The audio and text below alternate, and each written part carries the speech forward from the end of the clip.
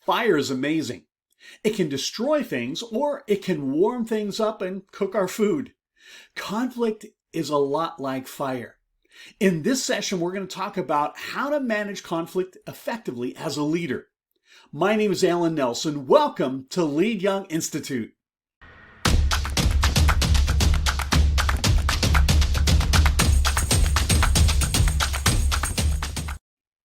One thing you're going to have to do as a leader is you're going to have to manage conflict effectively, because every organization, every team has conflict. Whenever people come together and they strive to achieve things together, they're going to have differences of opinions, personalities, and paces.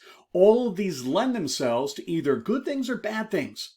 Now, obviously, when we think of conflict, we often think of the downside. We call that dysfunctional conflict. Here are some things that can create negative things through dysfunctional conflict.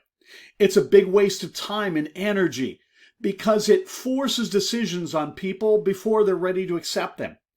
It decreases sharing, it lowers productivity, and it creates organizational politics. Sometimes people start playing games with each other and they alienate certain people. That's politics. It ultimately leads in more job dissatisfaction, higher turnover, and more stress, and it weakens team cohesion. That's the conflict within a team. So whenever conflict starts to divide a team, or when it creates an alienation in team members, that's what we call dysfunctional conflict. But believe it or not, conflict can also be a good thing. Let's list some of the things that it's good at. For example, when people share their ideas that ultimately lead to some conflict and friction, it's a good thing in that it can expand our choices. It helps us make better decisions, and that results in more ownership of what's decided upon. It questions assumptions that often hide bad decision results. It ultimately will help us create more ideas, and it generates a lot more positive results when we work through that conflict.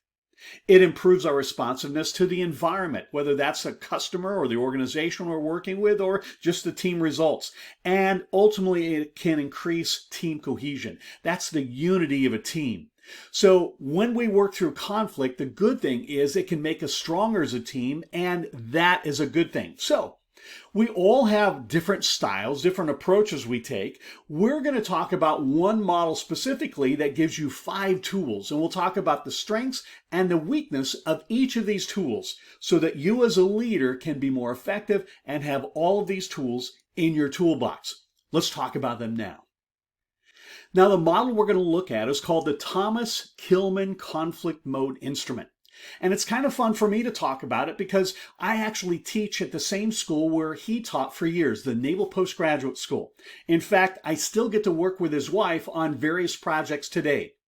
This model is used all over the world, and it focuses on 2 different aspects. It looks at the desire to satisfy your own concerns, whether that's assertive or unassertive, and a desire to satisfy others' concerns, whether that's uncooperative or cooperative. And you see there are 5 different approaches. Each one we could call a tool. The goal is to not only understand your preference, but it's to understand how each one can be effective and also ineffective depending on how you apply it to the certain situation. So let's talk about each one now. So the first style we're going to talk about is competing, also known as forcing.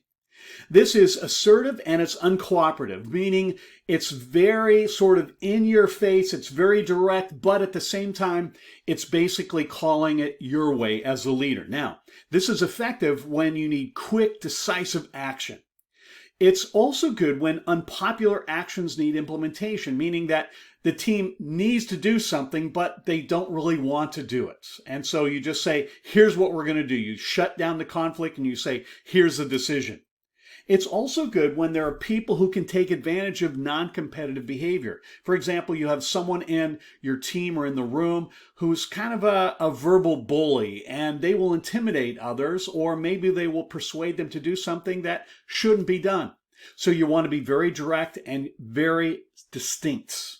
Now, the downside of this is that if this is the way you tend to handle conflict, by sort of taking charge and telling people what to do, you're not going to be very popular. Okay, there's a limited time and a limited situation when this will be effective. Make sure you're able to use that when you need to, but this is probably mostly a backup.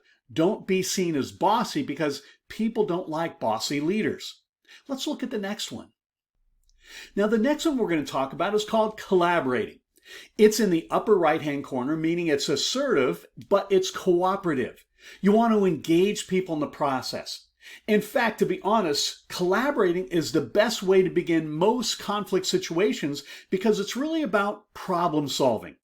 You want to find an integrative solution where everybody shares their ideas, shares their concerns, and the goal is to learn.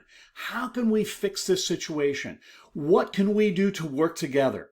You want to merge the insights from different team members, different groups, so that you have different perspectives and ultimately, hopefully, a better result.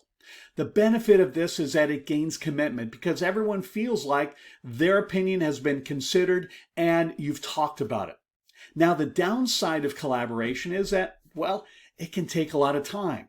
It takes time to listen to people. It takes time to understand different perspectives. And as a leader, sometimes it takes a lot of emotional energy in addition to the time.